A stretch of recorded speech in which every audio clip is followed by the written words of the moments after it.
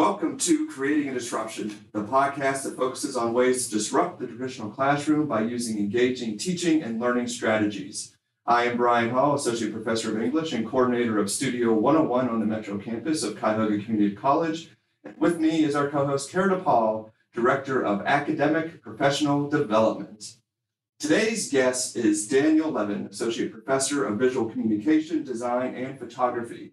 He has been with the college for 22 years and recently received the Excellence in Teaching Award in honor of Ralph M. Bessie, which is presented annually to faculty and adjuncts who show exceptional professional competence and commitment to helping students succeed. Congratulations for that.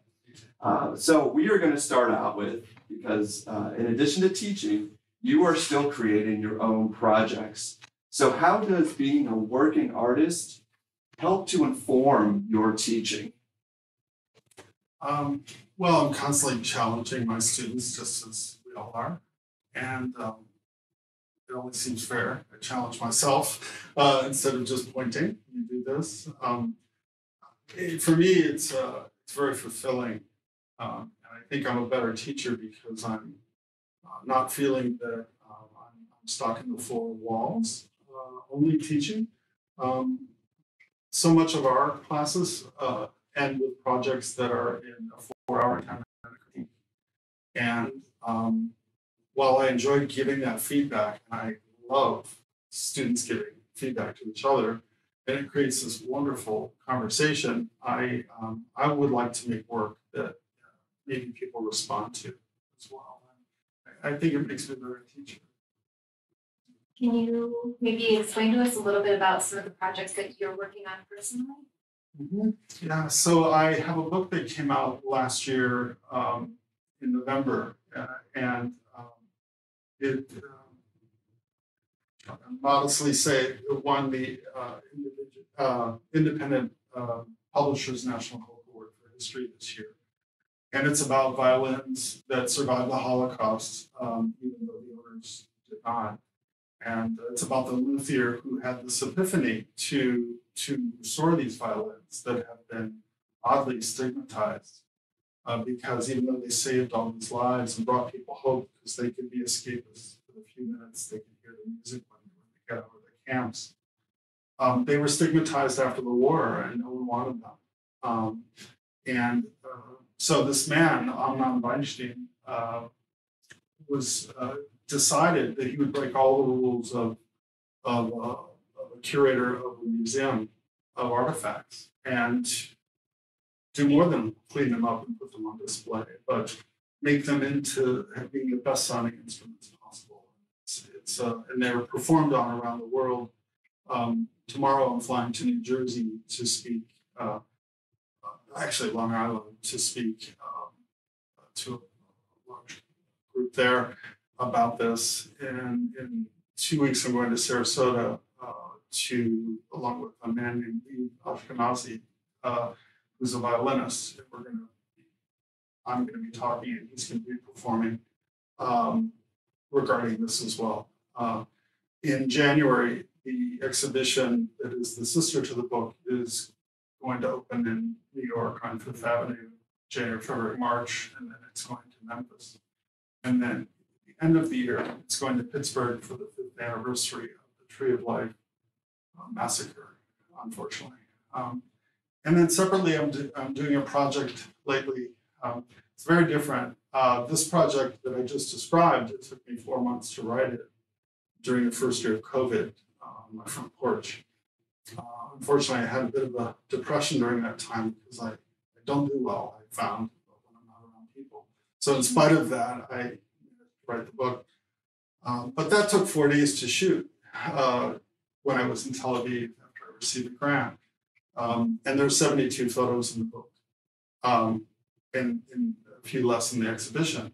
This other project I'm doing, I have been into for 3.5 years now. And I think it'll be done in about a year from now. And there are 8 pictures so far. So it is clearly a very different kind of project. There will be 10 when I'm finished. And it has to do with oppression by some elected officials on their own populations.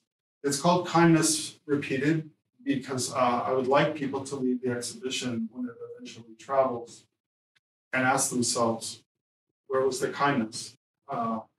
Without my being preachy to them, because no one wants to be preached to. I just wanted to make art that referenced history and that history matters and kindness matters.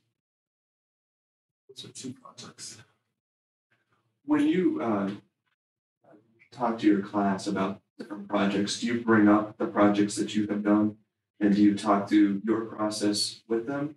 And if so, how do you feel the students react to that? I can't know for sure. Yeah. I've heard some really touching things from people saying that they appreciate it. But honestly, in regard to faculty, community colleges, I think that generally students at community colleges appreciate the fact that their faculty often has their hand in the world somehow. And that may be very different than a university.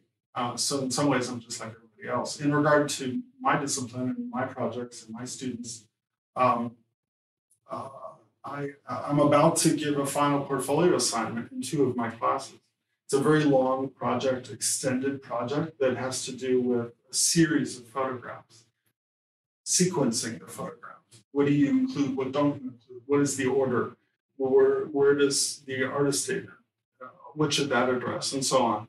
And my book does exactly the same thing. And so by sharing my book with them, they can see that I'm going through the same process, right? Just as they are. And I imagine they connect with that. So with the series, is that what you have in front of us today, like some of the students' work? Yes, in a way. What I brought today, because I think knowing your wonderful topic, the name of your podcast, this project I've given for maybe 15 years now is for one particular class, and it is individual projects in photography. What I was just referencing are just final portfolios, not these long-term projects, because these books, this conversation begins on day 1 in the class. Obviously, if I'm about to give this, we are now, I don't know when it's going to be broadcast, but we are now certainly halfway through the semester. So this is just final portfolio. It's just, in photo 1, it would be 5 photographs. In photo 2, it would be 10. And there's a lot of opportunity. One thing I never do in regard to sequencing is allow students to present the work in the time order that it was shot in, because there's so much creative freedom in changing that order. Incredibly different ways of reading the work and your intention behind it by changing that order. But there are times when you need to keep that order, like in a manual how to build a bike. You better put that wheel on the axle and then on the fork and so on. And in journalism, often we need to keep that order. So these are photographs that the students have taken throughout the semester. And then we're at what, week 12? Are we week 12 now? I don't know. Sure. But so then they're taking the collection of what they've done, and they have the creative freedom to rearrange this. Kara, that's often the case with photo faculty and other art classes as well, but not in my classes. Everyone, when I give this assignment, it has to be a highly investigative project that is not a collection of objects, photographs of objects, and it's all brand new. So it's secondary to the other 4 assignments they might have had during the semester. It's kind of the culmination, of course, if you will. Sure. So can we talk through some of the projects that are here, and just have you sort of present some of them, and I'll try to show them to the camera as we do.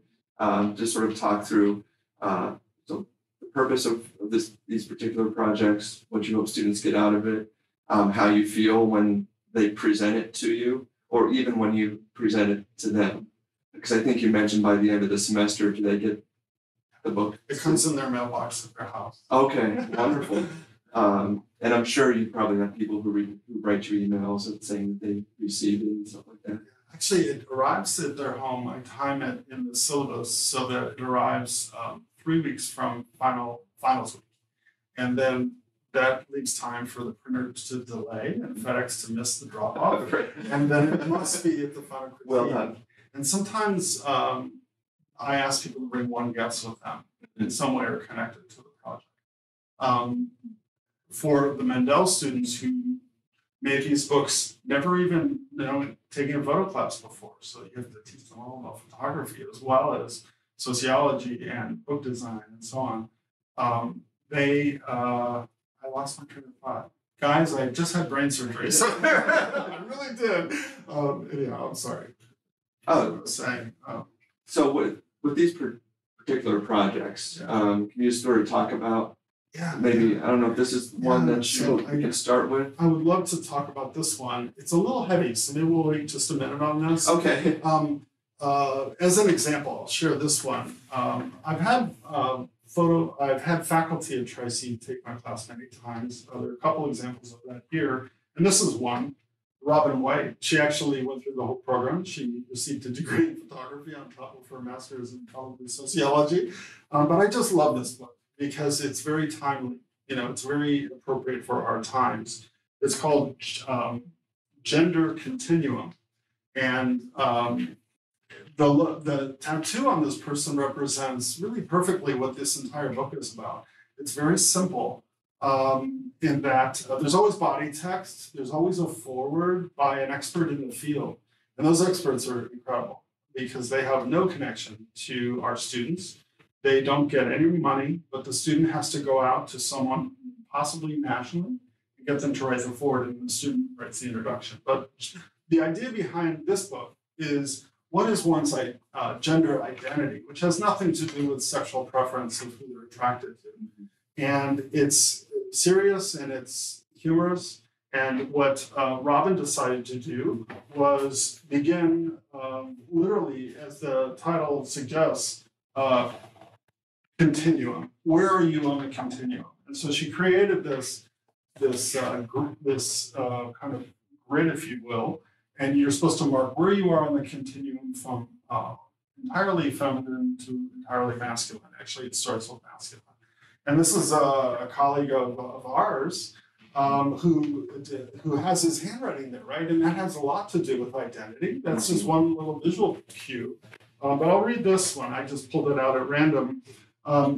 This is Professor Lafferty, and he is about a seventh from feminine, and 6/7 from feminine, 1/7 from masculine on his list.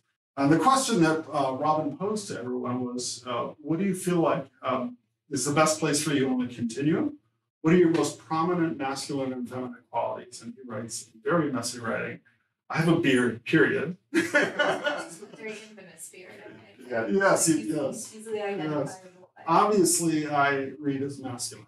My version of masculinity is filtered through the lens of time and place. My 40s give me reflective urges, and I realize that masculinity is inseparable from the various men, mostly all gone, whom my masculinity will always fail to live up to. That's my version of adult masculinity, failing to live up to ghosts. And that failure becomes important to how I live my life and reflect the concept of being moral, humane, rigorous, and alive. So anyhow, so lovely. And so, as is the case in all these books, they use the camera to make a powerful piece of art on an aesthetic level, but also as the content is important as that continuous thread that goes through the book. And then the text ties it in as well. And this text in most of these books is not allowed to be captions. It's supposed to really be text, body text.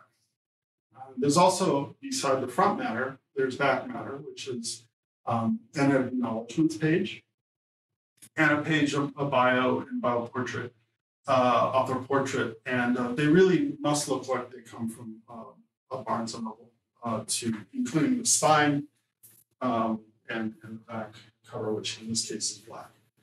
So anyhow, that's just one of many. Why is it so important for you as a teacher that students create like a book of their work, as opposed to, and I know we talked a little bit beforehand, but as opposed to just, here's a PDF of it, like, why do you feel it's so important to have object. We're inundated with technology in almost every part of our life. I went to a dry cleaner that I've gone to for years. I didn't go at all for 2 years because I didn't need shirts like this. And I went back, and now it has no employees there. I feel like, yeah, what's the great Bruce Willis film, Futuristic? It's like right out of that movie, where you put your ID in and it recognizes me and therefore my clothes, and the computer goes and gets the clothes and puts them on a rod, and then the door opens and I pull it out and I electronically pay for it. This is our life nowadays, and there's no judgment. It's just what it is. Mm-hmm. And these books, without asking the reader, viewer, it slows us down in the most wonderful way. People hold them with care. I asked the students, I kind of required the students not to buy the basic paper. The paper tends to have a tactile quality to it, which is just gorgeous. And it's intimate, and that's the platform. But then you get into the book and you get to examine what interests them, what brought them to this project. And if I might, I'd like to read a foreword of a book that'll give you an indication of the value of a foreword. Oh, absolutely. It is that one. Thank you. Mm-hmm. So this book is done by Megan Fisher, who's an accomplished photographer today. She has her own studio. She even works for Tri-C sometimes, freelance. Have you ever worked with Megan? Okay. And Megan was an addict before she came to Tri-C. She looked college age to me. She entered my Photo 1 class. She ended up going through the program, got a degree. This book is not this class is not considered the capstone course. That's a business practices course and a portfolio course to get people ready to go out into the world. But this is certainly a capstone project because there is nothing that seems as well, I would just say it this way, that imagine going in for a job interview and handing one of these to your prospective employer, and they would see that because these books are not commercial, they're more about sociology and the concerns of the one-time student. I never let them write their bios. I am, or she is, or he is a student at Cognitive Community College. It always says an alumnus of, because it's not meant for today, it's meant for later. And it's really impactful. But let me so Megan was an addict, and she wanted to do a book about addiction. At the time she made this, it was the epitome of the opioid crisis in Ohio, which happened to be the center of the opioid crisis in America, other than West Virginia or Kentucky. And so this foreword was written by the judge that put her in prison. Wow. And it's just one of them. I mean, I get goosebumps at these student projects. Forward. I didn't know much about Megan Hughes when I put her in jail for 6 months on February 3rd, 2014. Sadly, she was just one of many names on my court docket that was, as usual, crowded with drunk drivers, domestic abusers, thieves, and drug addicts. When her case was called, I learned that her felony charge for possession of heroin had earlier been reduced to a misdemeanor so that our municipal court's probation department could provide her with some rehabilitative tools, while saving her the stigma of being branded a felon. I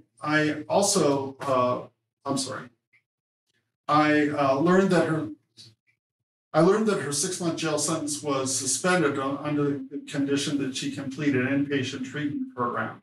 But I also learned that she had walked away from the treatment program and had tested dirty for drugs. She had lots of excuses, as addicts often do, and she begged for another chance. I wrestled briefly with my first inclination to grant her request, but something told me that Megan needed a real eye-opener. I reimposed her 6-month jail sentence. As the bailiff handcuffed her and led her away in tears, I probably questioned whether I had done the right thing or whether a gentler approach would have been better. But I didn't have time to second-guess myself for long. They were already calling the next case. Fast forward 3 years. Today, Megan Hughes Fisher is sober, happily married, and pursuing her college degree. And she has compiled this remarkable and moving collection of portraits and personal histories in an attempt to put a human face on this epidemic of addiction and the miracles of rehabilitation and redemption that are out there to serve as an example for those who, like her, struggle to put her broken life back together. I had no idea what had happened to Megan after a brief judicial encounter 3 years ago. I was overwhelmed when she recently contacted me through a mutual friend who had devoted his life to helping other addicts with recovery. She told me that I had literally saved her life that day 3 years ago when I sent her to jail, and she asked me to write the foreword for this book. I could hardly believe it, the judge says with an exclamation mark. That's probably rare.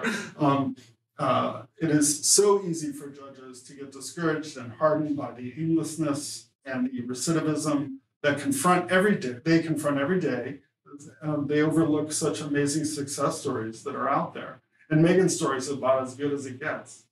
He continues, but I'd rather not take the time. And it ends with Judge John R. Musson, March 4th, 2017. And just to share just a piece of what happens throughout the book, this is the opposite of Anonymous, meaning Addiction Anonymous, right, because the entire book is filled with portraits of people who could be a neighbor living on your block, to the left or right of your apartment. And it is a personal story of that person. It starts with a template, the person's first name, their age, their sobriety date, and what they were addicted to. People of all ages, all backgrounds, and there's a kindness to them that people can forget about when they're in the throes of addiction. And it goes on and on. Those are it's just amazing. It's amazing the work that the students do, and to see them collected this way, with the stories connected to them. It's just so powerful. And I imagine just being a teacher, just being so proud of the work that they're presenting and knowing that it is so meaningful to them. I would hope that pride isn't the word that I feel, but I kind of do. It's not a reflection of me, it's what they have achieved and what, in spite of everyone has great challenges in their life. And I will tell you that Megan brought 2 people with her to her critique. One was her mother, one was her sponsor. Mm-hmm. And her mother I had never met before, and she shared with me a picture of Megan, who was deeply sick at the time, and nothing would have made me recognize Megan from where she came from. So it's wonderful. But so many are here. There's a young woman who, Sherelle Bell, actually it's this book, she was a Mendel student. She lived, and probably still lives in the inner city. She's a mom. And there's a community center called the Levin Center. I may be pronouncing that incorrectly. And people go there for supplies, for food, for all kinds of support. It's a wonderful thing to have. But you can also go there to get tutored. And she walked in there with her kid in tow one day and said, I want to be a nurse. I want you to tutor me to be able to pass the entrance exam to go to Tri-C in nursing. And they said, okay. And she's a nurse today. And she took this class while she was studying nursing as thanks to the Levin Center for all they had done for her. And it's a photographic documentary of the services they provide and the people. They even have a public-private partnership between a suburban community center and theirs. And she's just a lovely person. I love that she shared her dream with so many. Yeah. So the students are actually laying these out, they're doing all of the layout, they're collecting the photos, they're learning how to tell the story, and then how are they actually printed? Yeah, good question. So it turns out that the software that's used for this is an Adobe software, and we have Adobe at the college for our VisCom students. They have to buy it nowadays post-COVID or during COVID and on, so for hybrid courses. But Lightroom is the only software that's used for this. It's used for transferring your files from your SD card to the computer. It is then used to help you edit, which a lot of people think of editing as fixing and making better. But if you think about editing in film, a filmmaker, you get an Academy Award for editing by choosing what to include and what not to and in what order. So editing is the very same for photography. Unfortunately, the name is more universal now, the word. But Lightroom is used to help them choose, to sequence, to make them better, to do the digital darkroom work. And I'll give you an example of the importance of that. Ansel Adams, who so many people know, is probably America's greatest landscape photographer of the American West. What I love about him is he coined an analogy that I think is so perfect. And it is that the negative is like, he was a classically trained pianist. The negative, which today is the digital file, is the composition in music. It's the sheet music. And the performance of the music is the print. And it's a perfect analogy because even Yo-Yo Ma plays the same piece every day that he learned as a little boy, not because he's a robot, but to tune in, to have subtle variations. And so they do their post-production, making the photograph into what it can become, which is not a digital thing. It's always been the case in photography. And then they use Lightroom to simply hit another tab and to go into a book module. And maybe you've even heard the term blurb, which is a company. It's a self-published company, and it's affiliated with Adobe. And you use that to lay the book out, to drop the type in, and you can see it in digital form, and then you eventually hit the button, and 2 or 3 weeks later, you go to your mailbox. Now, it's so much more than that, because unlike publishing years ago, 15 years ago or longer, you'd have to print 2,000 books to make it affordable, or 3,000, and then to have the price point be low enough to sell them. And then you have to distribute them somehow. How do you let people know they exist? So Blurb's amazing because I love to demo this. I just spoke at the National Community College Humanities Conference on student books, and I showed them. We can just click on Blurb's website, and you'll see when these most recent books were published. It was like 5 minutes ago in Milan, Italy. It was 5 minutes ago. And so there's a digital bookstore there, and you can look through 5, 6, 7, 8, 9, 10 pages. You can flip through them, which is a really cool interface. And if you like the book, you can buy it right there, and you can even mark it up so that you get a piece of it, and the author never has to put out the money when someone buys the book. I will say there's one downside, and that is that self-publishing is, even though we don't have to buy 2,000 books anymore, they're all very expensive for photo books. So every student that I've had has paid under $100 for the books, but the list price is about $130, $140, and they always get a coupon, always, from Blurb to keep it down to $100. But even $100 is a lot of money to buy someone else's book. So that's the truth behind it. The first book is the important one because it's something that the student can hand to others, including potential employers. The other thing I'll tell you is there are PDFs available. You get a PDF when you make a book. But I encourage students not to share them with people because it destroys the experience, the tactile. I know for like our listeners that maybe can't see the actual books, and we have them on camera now, but the quality to these are absolutely amazing, Daniel. And I'm curious to know like how for a student to walk away with something like this at the end of the semester is amazing. Like, how do we share these at IC? Like, are these do you have these on display in your office or in the photography center, or how do you share? I wish I had a good answer, Tara. The reason is that they are expensive for the Mendel students, and many of the books I brought today are Mendel students, and that is crazy.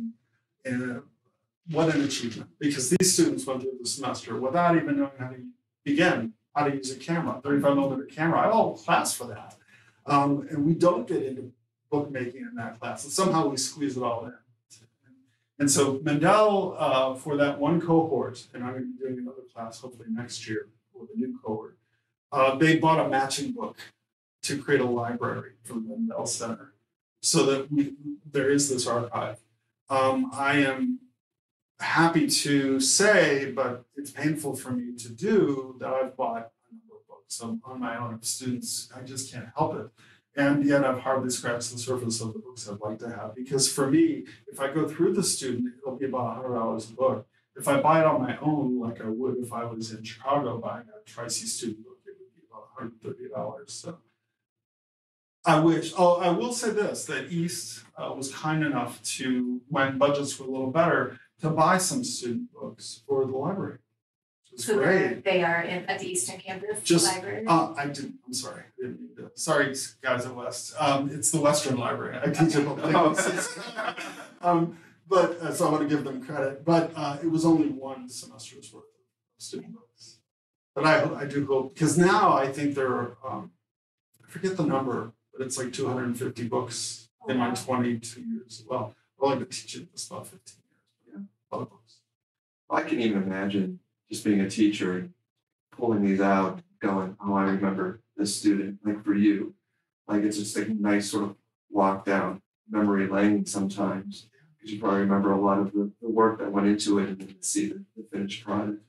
Absolutely. I don't have as good a memory for names as I do the work that the student made. I hardly ever forget a picture. I'll share with, there have been so many wonderful experiences that have come from these books. I remember a student named Matt Zach, who was really interested in food and travel. And I hear a lot of students come into class saying, I want to work for National Geographic. I'm sure I said the same thing when I was an undergrad. But this student came in saying, I want to make a book, and I want this to be the beginning of my journey. Those are my words, but that's what he was saying. And today, and his book is wonderful, about restaurants, almost like I think of the makers movement of millennials, how maybe they're making things of really incredible quality, but not large volume. But they're based on tradition. And there are some restaurants like that and coffee shops like that in Northeast Ohio. And he went to these and he photographed them, the place, and some of the food. And one of his premises was, I will eat the food after I photograph it. Today, he's an art director in, I think, Kansas at a national magazine, a travel magazine. That's wonderful. Yeah. So, in addition to having the students who complete these books, what other projects do you have students work on? Or do you have any projects you'd like to try it's in the works yet, but you're not quite sure? So because these, I'm just referring to this individual projects in photography class, because they need to finish them in time to have them be printed and shipped to them and wait a little pad before coming to critique, I have to give them another assignment. And so I start out the class at the beginning of the semester because they don't start shooting for a while. They need to come up with rich ideas. And even those ideas for books, those highly investigative projects, are critiqued by fellow students. First thing I have them do is document every single thing in their life.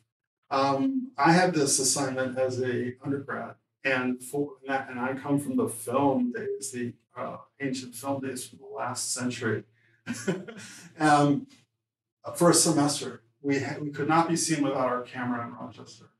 You were supposed to do the good Russian thing and tattle on your neighbors. I saw that person without a camera, and document everything in your life. And I only do this for a week with my students. And with digital sensors, there's no cost to doing 1,000 pictures over 36. So they document everything in their life. They don't overly get concerned with composition. They do a street photography approach, get very loose with their camera and photographing even mundane things. But they cannot avoid people, which was a challenge during COVID. And in the end, they submit 6 contact sheets with 6 photographs on it. Each day represents one of 6 days in the week, and 6 photographs from that day, none of it redundant. And it's a wonderful way to tune into the camera at the beginning of a large project's going to come. And street photography has its own kind of aesthetic. And I only half jokingly say that I love my contact sheets from when I was an undergrad when I had that assignment, because it truly does inform my memory of my experiences, just as this week will for them. But while they're waiting for their books to come, they do a totally different project. But it's not meant to be an intimate experience. It's meant to be for the gallery wall. And that's different. It's a totally different, but it's still an investigative project. And I'll give you an example of that. I have a student who was interested in a community I actually had heard of, but I only read a little tiny paragraph or two on it, The Plain Dealer, years and years ago, but I've never heard of it otherwise. It's about Chagrin Falls Village.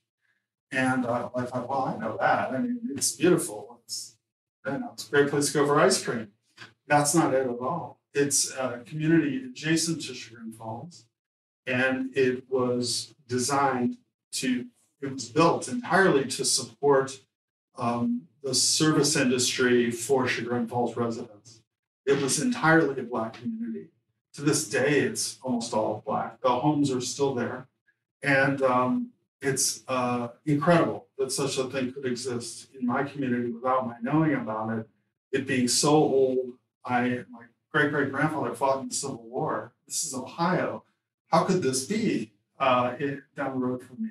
And yet it's this quiet secret. And so this student went there, found it on a map. It's actually, well, anyhow, he went there and he started interviewing people, making portraits of them, recording on his smartphone, high-def audio of stories of the community. And then the voices were played in the gallery. So we took, in a classroom at West, large prints all around the room, printed very high quality portraits of these people with their voices. It was very experiential. Is the gallery at West, does it stay up throughout the semester? Or It's not a gallery. It's a classroom. But years ago, this is interesting. We took the black and white darkroom, which we unfortunately don't have anymore because we're a 4-semester program and we need to get down to business. Mm-hmm. And now it's a lab, a classroom, and it's surrounded by magnetic walls. And we use those magnetic walls to hang the work. So it's really not a gallery. I call it that, but and it's always changing, which is great.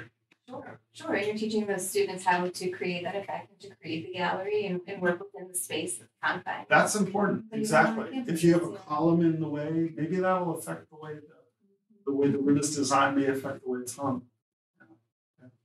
How do you prepare students to go out and do this type of work, especially if maybe they might be a little nervous about being sort of out and taking pictures, afraid of what people might say or think? Like, how do you get them motivated if they need to be, or do they come in going, I know this is an expectation and I'm going to go out and take photographs? There's, I guess the word would be irony, even though that's overused. There's an irony that today is a time that photography is so democratized that everyone on either side of your home is using their smart phone for pictures, or a DSLR, or a mirrorless camera.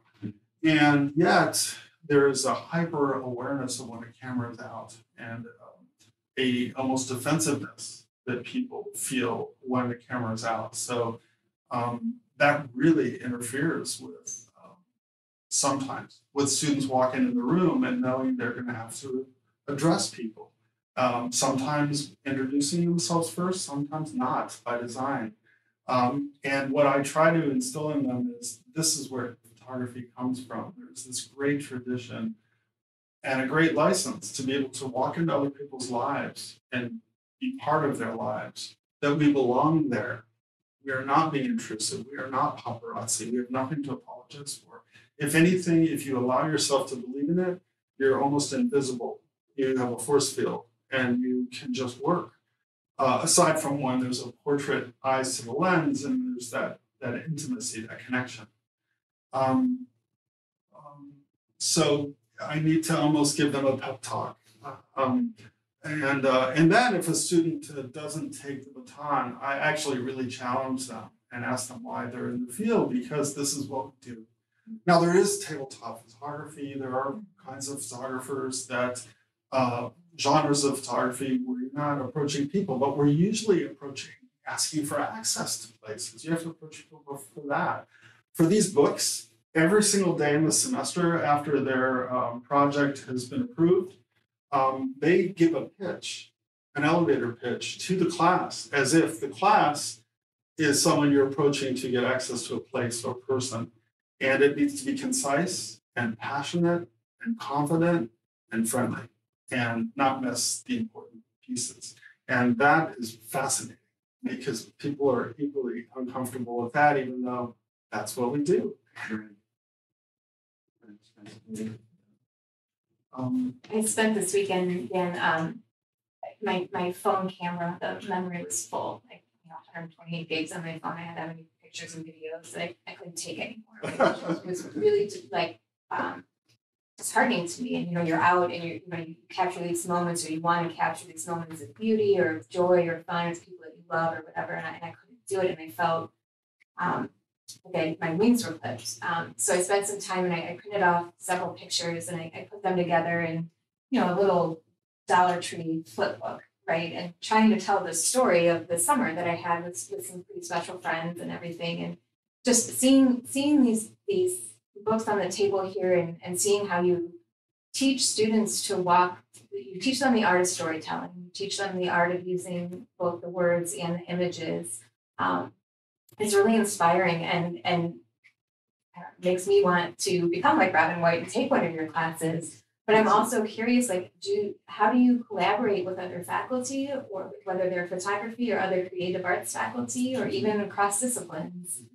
Well, one of the things I started to experience for the first time in grad school was collaborative projects, and I never knew the potential of those, and I love them. If you're working with someone who's an expert in their field, it is that kind of symbiosis is magical when you're lucky.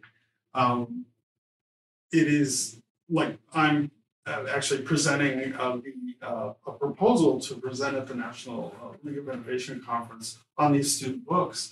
And I'm a realist enough to know that English faculty, science faculty might be intimidated to make books. I believe they easily can, but especially if they partner with a photo faculty member at their college who can come in and give their necessary feedback when possible.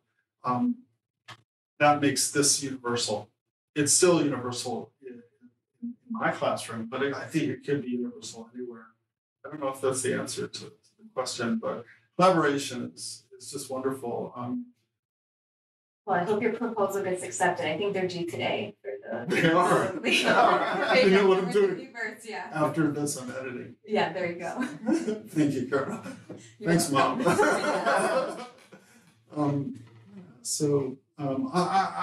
I need to say this. I don't know what other questions you have, but I feel so. I get emotional. I feel so lucky to teach at a community college, and of course, it's Tri-C. And I never knew coming into Tri-C what I was in store for. I thought I did. But in this polarized world, having a 4-hour and 10-minute critique with a person who's a stay-at-home mom next to a traditional age college student, next to a post-secondary student, next to the city prosecutor, and next to a guy who's retired from the line of Ford, which all that happens all the time. I'm being very specific there, but that's basically our classrooms. Where can we go nowadays where we can have these 4-hour plus conversations about things deeply important to us, where we're really being vulnerable and opening ourselves up to conversation afterwards? And it is an incredible experience. There are times where I've teared up in the classroom, not because it's sad, but just beautiful, seeing this kind of interaction. There is a book here that, obviously some of these books are heavy, like the one I shared with you, not about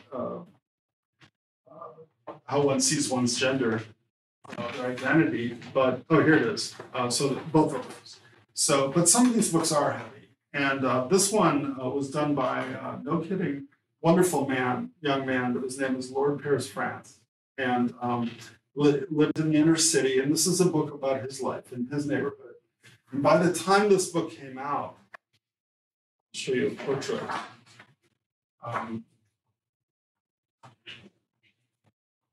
Some of them are just incredible. Here's a picture that's quite strong, but it's the next photograph that I wanted to show you. And we always have text, and they're not captions. Captions are for newspapers. This man was murdered before the book hit the mailbox. So, incredibly hard stories, but sharing that with the community, and very light and wonderful projects as well. But this book was a Mendel student, and I do wish to share it, even though it's so heavy emotionally. It's by Kim Armbruster, who's just lovely, and she lived on the streets from 12 to 14, and she wanted to celebrate the community center, a social service agency that helped her get off the street, and unfortunately, they didn't get back to her, and that's very hard for me to deal with as their prof. That disappointment of I took risk, I approached these people, and in spite of that. And so she wanted to drop out of the class, and her fellow students encouraged her to, what about your story as opposed to the social service agency? Like, really? And the next week she came back with incredible photographs. And this is a class where they were just learning photo 1 in this class. And I'll show you just the first one. It's called Dear Younger Me, which is just a beautiful title. Here's the title page. But this first photograph just took our breath away, I should say. This was the home that she grew up in, and it's missing. It's the absence of the home and the context. And she writes at the bottom, in 2005, I first ran away from home. This is the lot at 6809 Clawson Avenue where the home used to be. And the next picture is even more fantastic. When I ran away, I was running away from my deep depression that stemmed from abuse and peer pressure. This bus shelter at the corner of 71st and Harvard is where I sat as I contemplated where to go next. So not only is this content-wise and aesthetically an incredibly good photograph, but this is the place she went when she left the home to not only choose what bus to get on, but what direction to go. That's how uncertain she was of her future. And look at the photograph she made with the emergency vehicle in it showing motion blur. It's incredible. And I'd rather actually not read the hard content in this book because it's heavy.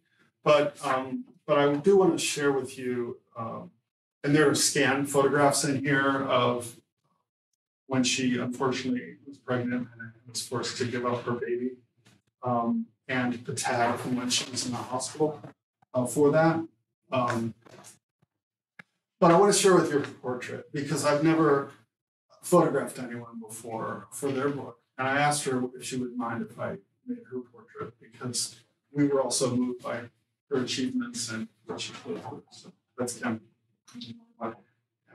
She's speaking today around Northeast Ohio about her story. This book helped her come out. Well, thank you so much for all that you do for your students, putting them in a position to share their story, to explore some aspects of their lives in a way that they can then share with others. I know you said you're lucky to be here, but I think I can speak for all of Tri-C. We're lucky that you are here and leading your students. So thank you so much for your time, and really appreciate you, and I hope you have a great, and your students have a great rest of the semester. Thank you so much. Yeah, thank you. Yeah, and I love this program. I've been following it. So thank you so much. We appreciate it.